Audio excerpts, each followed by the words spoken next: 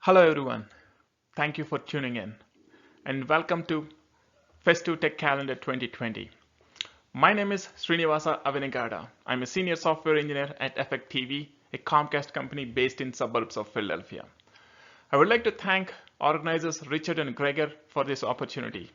Today I would like to talk about Azure Well-Architected Framework and provide some insights on how to build high quality solutions on Azure. Azure Well-Architected Framework is a set of guiding principles to build high-quality solutions on Azure. There is no one-size-fits-all approach to designing an architecture, but there are some universal concepts that will apply regardless of architecture, technology, or the cloud provider. Well-Architected Framework helps solution architects to build a reliable, secure application. Azure Well-Architected Framework consists of 5 pillars: cost optimization, performance efficiency, operation excellence, reliability, and security.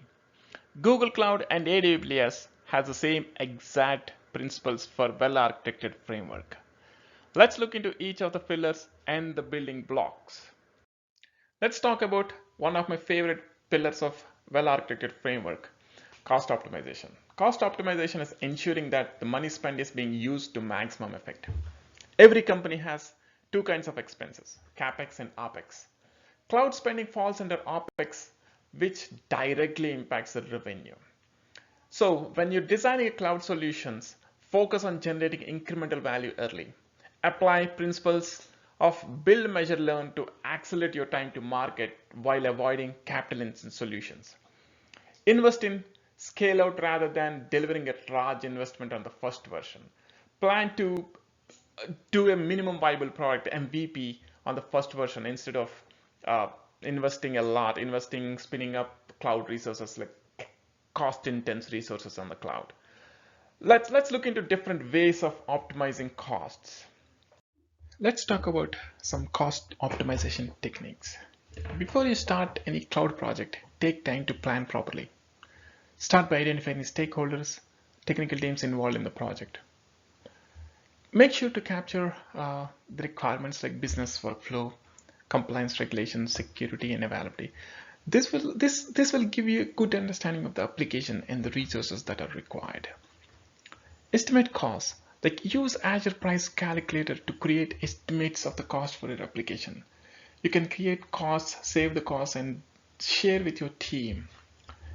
There are two types of subscription in Azure: pay as you go and enterprise agreement. Pay as you go, you pay for the services that you use without any upfront commitments. Enterprise agreements enable organizations to take advantage of discounts through some upfront commitments. If you're planning for if you're planning to move many applications into cloud or move your data center into cloud, enterprise agreements make sense. Like your company will benefit a lot from the enterprise agreements with the discounts provided. Moving on, let's talk about organizing resources. Organizing resources is like creating resources in groups using resource groups. Say if your company is creating subscriptions based on departments or domains, like you can create resource groups, and create the resources within the resource groups. So this will help you to segregate the resources, identify the resources, and estimate the cost based on resources or by the applications. Tags are another important way of identifying resources.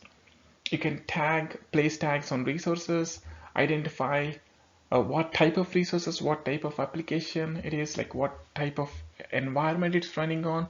It also benefits in segregating the cost, identify the cost. Like if you want to identify the cost for dev region versus a prod or a stage. Like if you have a tags in place, you can segregate the cost based on different environments, different regions. Select appropriate service tiers and sizes. Azure provides different sizes and tiers for almost all the applications, all the resources. I mean, there is a basic tier, advanced, premium tier, And there are a number of sizes in VMs. When you're selecting a VM, there are like a different sizes starting from A to F, or even higher. You based on an application, your requirements, like select the tiers and sizes. Like start low. It's very easy in cloud to improve, like increase your sizes or tiers. Like if you think like you need more power, more CPU usage, more memory, you can increase it very easily, very rapidly in cloud without any downtime. Implementing policies. Policies is a good way of putting gates on some types of resources if you want to restrict teams on creating them. For example, like if you want to put restrictions on creating IHN virtual machines, you can publish a policy that would avoid creating that virtual machine. You can also put policies to avoid unintended creation of resources in different regions. And pay only for consumption. I mean, this is every cloud provider offers a consumption tier. Consumption tier is like you pay for CPU usage or the usage for your application. There are different resources that can be used in the consumption tier. For example, like function apps, logic apps, SQL Server, API management, all these can be used in a consumption tier. Like you'll pay only for the amount of transactions, CPU time, runtime of your application. For example, in my application, like I have some function apps running on consumption tier. Like I pay a very nominal fee on those function apps, like $5 or $10 per month. It's very useful. Use spot instances for low priority workloads. Azure, you can deploy your resources on a on spot instances, which are like unused Azure capacity.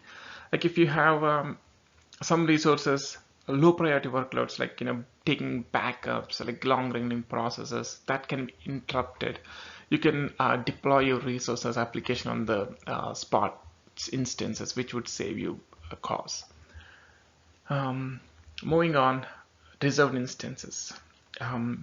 You can reserve your instances to save some cost. Like if you reserve your instances for a year or 2 or 3, you would get a lot of discounts on those resources, like up to 70% if you're committed for three years, I think. And use managed services wherever as possible. Managed services are the services that are managed by Azure.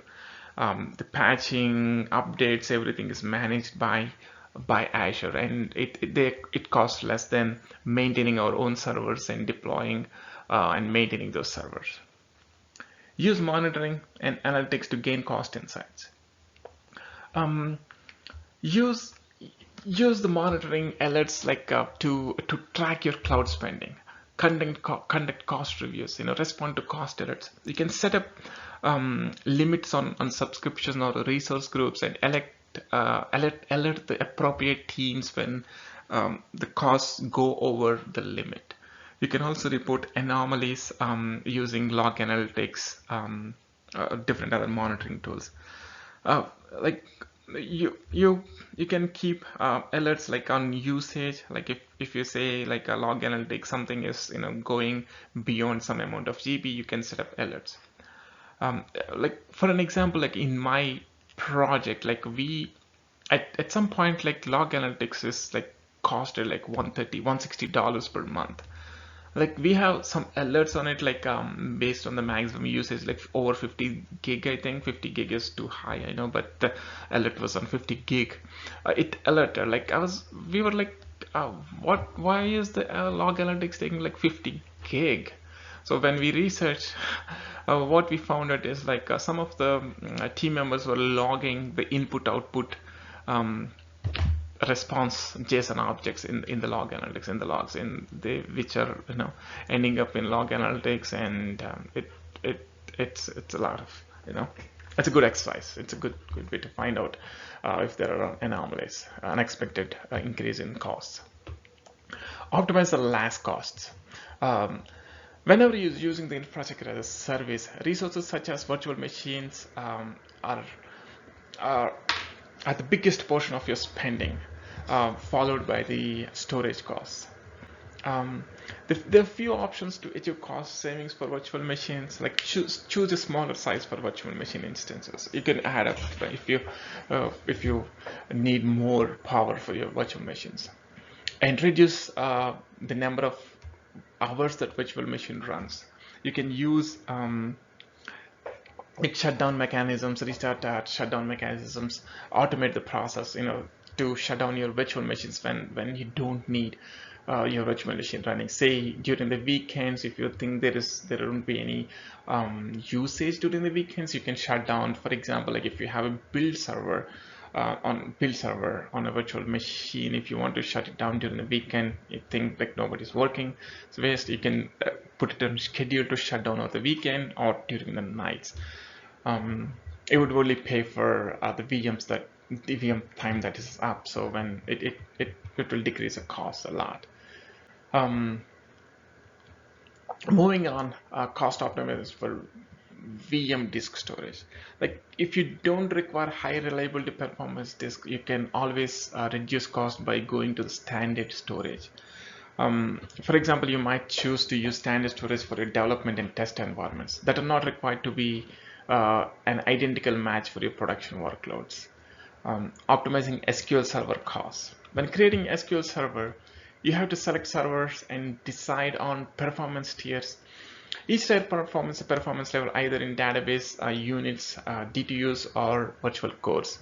With the DTUs, database transaction units, you can start spin up database anywhere from like $5-10. Like if your application is a low intensity, like there's no lot of traffic, it's a basic application, you can definitely use the DTU tiers. Like it gives you the mostly equal performance as the vCore machines.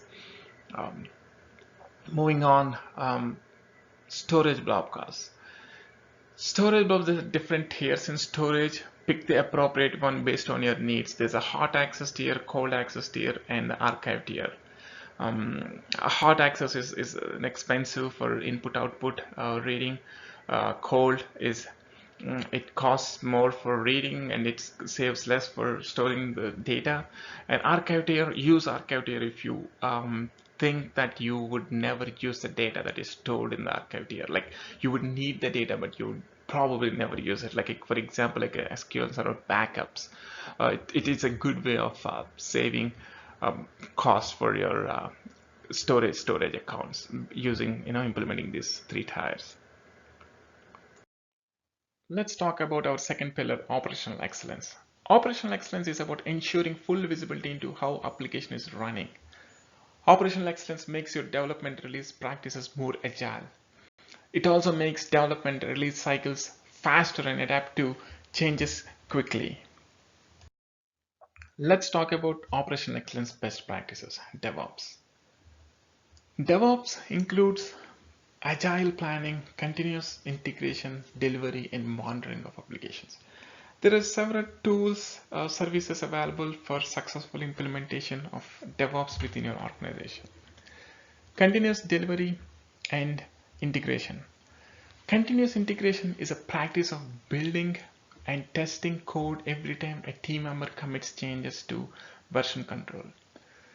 Continuous delivery is a process of deploying from build environment to different environments. You can set up approval process gates when moving code through different environments using continuous deployments. Environment consistency. You have to ensure that the same code is deployed across different regions. You have to ensure the consistency of the code that is being deployed through the regions. This can be achieved by implementing CI/CD pipelines. Infrastructure monitoring. Infrastructure monitoring is like monitoring your resources. You have to make sure every resource is running as expected. There are different types of monitoring you can set up, like activity monitoring or to health monitoring. to alerting, like if a system goes down, if a resource goes down, you can alert the appropriate teams to take appropriate actions. Um, Application monitoring. Application monitoring is very important. Like you can set up the application monitoring by using application insights. Application monitoring provides you some bottlenecks. If bottlenecks with your application, say if a web API is running slow, you can identify what APIs, like what the root causes by using application insights. Infrastructure as a code. Infrastructure as a code helps you deploy the consistent environment across different regions. You can do infrastructure as a code by using Terraforms, ARM templates, or the newest Azure Bicep. Infrastructure as a code allows you to deploy the consistent infrastructure across all the regions, which is very important. Testing strategies. There are different testing strategies for successful application execution. There's a unit test, smoke test, integration test, acceptance test, and security test. You can automate many of the tests within your CI/CD pipeline, like unit tests, smoke tests, regression tests, integration tests can be automated. For a successful delivery of an application, you need to make sure there is a good testing strategy and a good testing coverage for your application code. Moving on, let's talk about our third pillar, performance efficiency.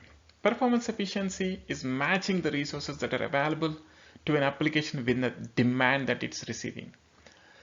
Performance efficiency includes scaling of resources, identifying and optimizing potential bottlenecks, and optimizing application code for peak performance. Let's talk about performance efficiency best practices. Scaling up, scaling down. Scaling up is a process where you increase the capacity of a given instance. For example, if you have a virtual machine running like an 8 gig RAM and 2 CPU cores, increasing it to 16 gig RAM and 4 CPUs is scaling up. Scaling down is the opposite of it. You're decreasing the power of your machine. Scaling out, scaling in. Scaling out is process of adding more instances to support the load of your application. For example, if you have an application running on one virtual machine, adding another virtual machine is scaling out.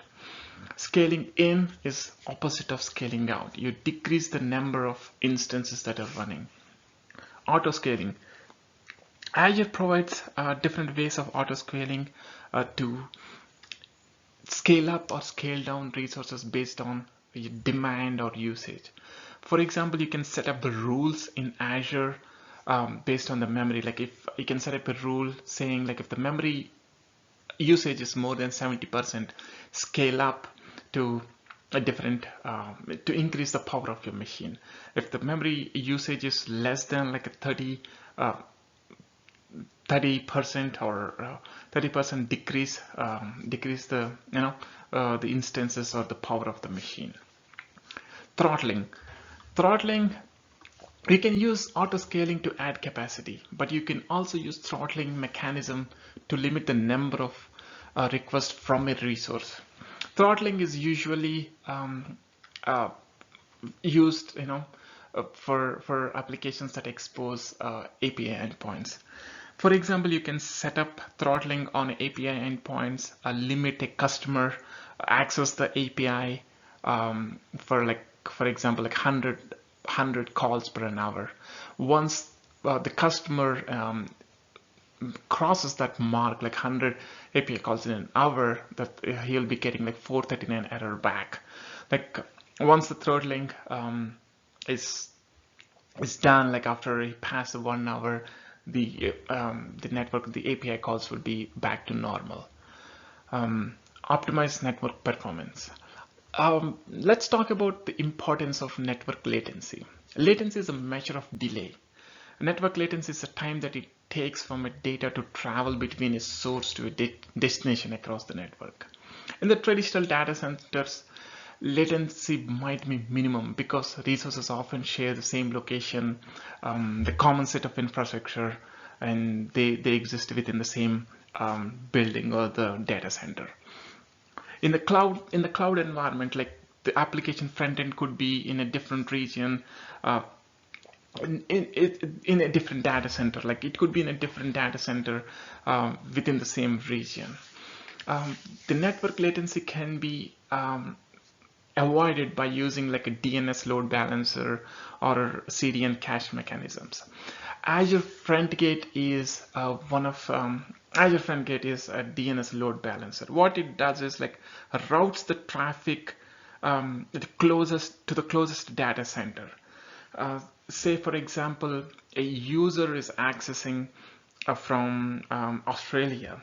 Like the user traffic will be directed to the closest data center. CDN is the same with the CDN. CDN is a content distribution network. So when you're working on a distributed application, the content can be distributed across the globe, and the content can be served from the closest location to the user. Identify performance bottlenecks in your application. The identifying performance bottlenecks within the application is very important. It can be done by using Azure Monitor or Log Analytics. Azure Monitor provides a single management point for infrastructure level logs and monitoring for most of the Azure resources. Log Analytics is a centralized location for logging to uncover hidden issues, like a different track application performance of different applications. Like if you using the log analytics, you can set up alerts on the failures of your application. Like if your API is failing, if your application is failing, you can set up alerts using the log analytics. Let's talk about our fourth pillar, reliability. In a complex application, many things can go wrong. Individual servers, hard drives can fail, whole data center might become unreachable, a ransomware incident might maliciously encrypt all the data. It is very critical that application stays reliable and can handle both localized and broad impact incidents. Let's talk about reliability best practices. Build a highly available architecture. Highly available architecture ensures your application can handle failures. Failures can and will happen. You have to design your application so that it can handle any type of failures. Service level agreement. Service level agreements are the agreements made between the service provider and the service consumer. If you're designing a high available application, always make sure to pick resources with higher SLA. As you go through the tiers, you'll find that premium tier resources have a higher SLA. Azure highly available platform. Azure Cloud Platform has designed to provide high availability throughout. The need to design your application architecture to handle failures is very critical. Some of the high availability considerations on Azure are availability sets, availability zones, and load balancing. Availability sets are a way of telling Azure that VMs that belong to the same application workload should be distributed to prevent simultaneous impact from hardware failures or scheduled maintenance. What that means is like if Azure is running a maintenance or updating patches on the VMs, it makes sure that VMs on different availability sets is not done at the same time. So that means that the application would be up and running on at least one instance. Availability zones. Availability zones are independent physical data center located within a region that includes their own power, cooling, and networking. Load balancing. Load balancing is manages how network traffic is distributed across applications. Load balancing is essential in keeping your application resilient to individual component failures. There are different load balancers in Azure. Azure Traffic Manager, it provides a DNS based load balancing. Azure Application Gateway It provides a layer 7 load balancing. Azure Load Balancer, it provides layer 4 load balancing. Develop disaster recovery. Disaster recovery is about recovering from high impact events that result in downtime and data loss.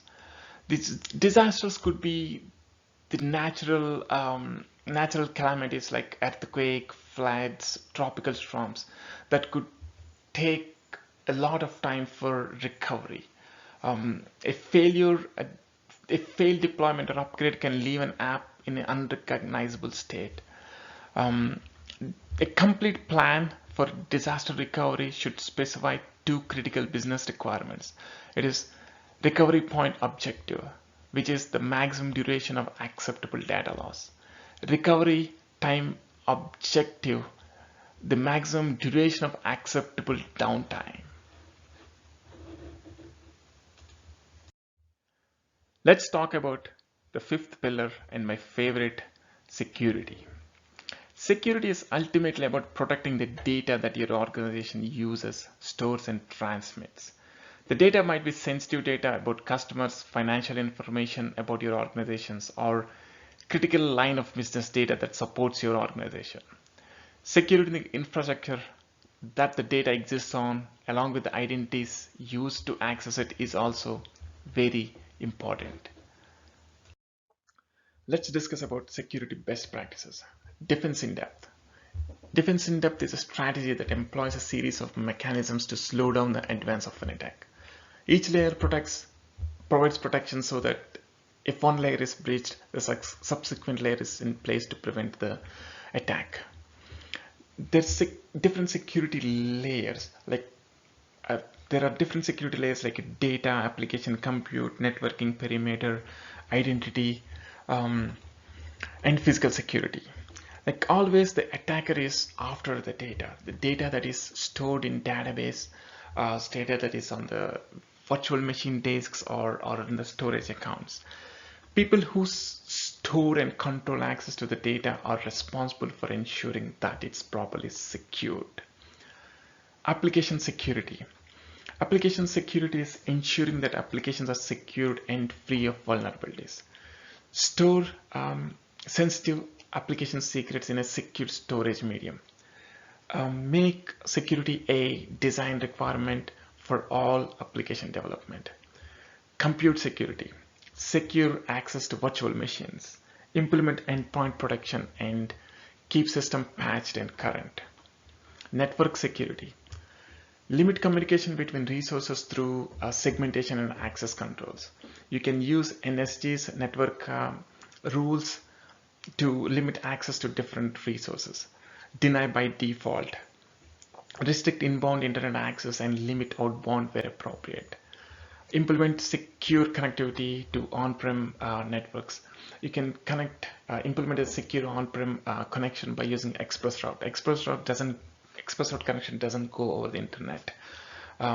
It has its own dedicated network. The communication done through one dedicated network. Perimeter network. Use distributed denial of service protection to filter large-scale attacks before they can cause a denial of service for users.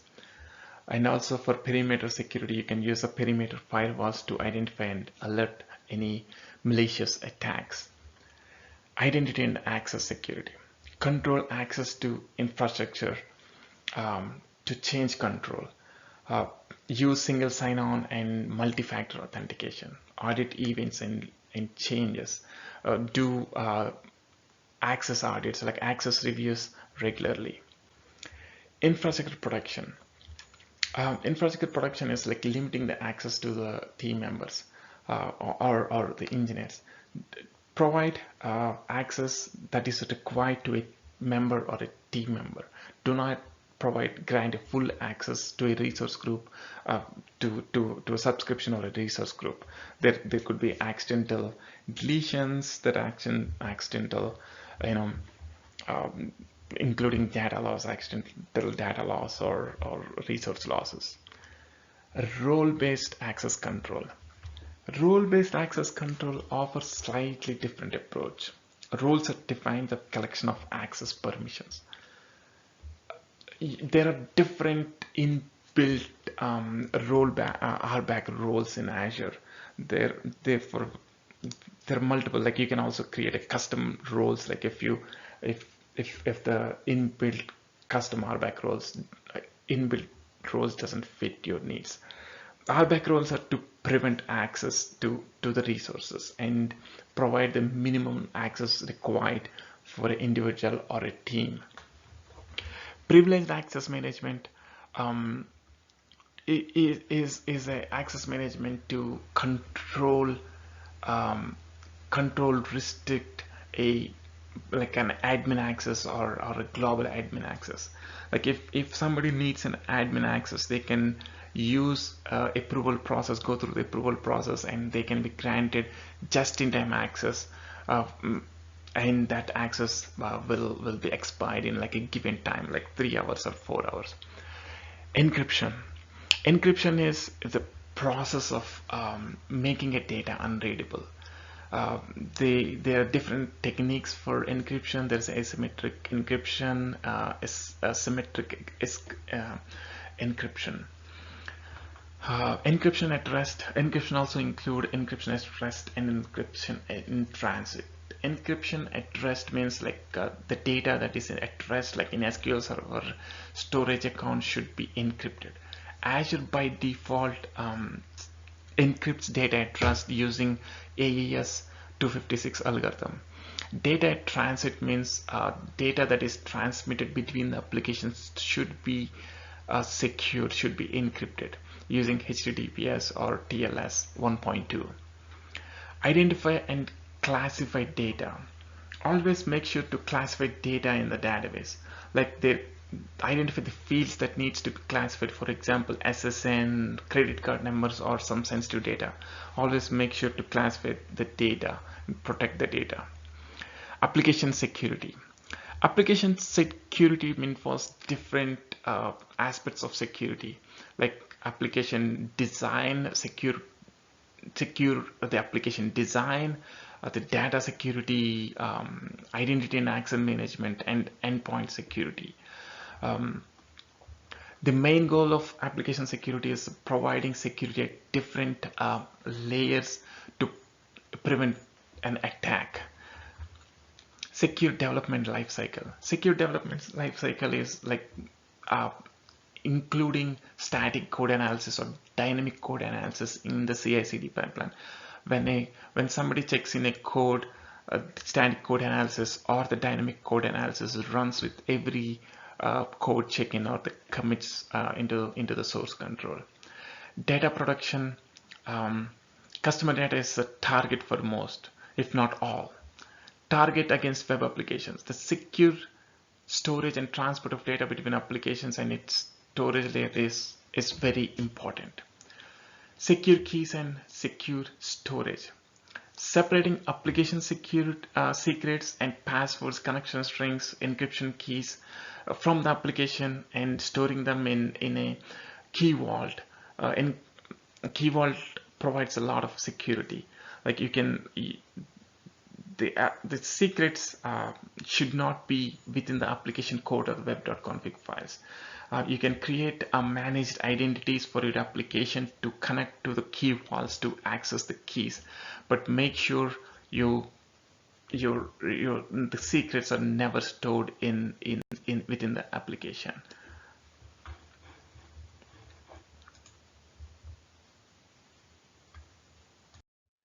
That's the end of my presentation. Thank you for watching this session. Thank you organizers Gregor and Richard for this opportunity. I wish everybody happy holidays and happy Christmas. If you have any questions, criticism, good or bad, feel free to reach me. Do visit my blog agsrini.com. Stay well, stay safe. Thank you.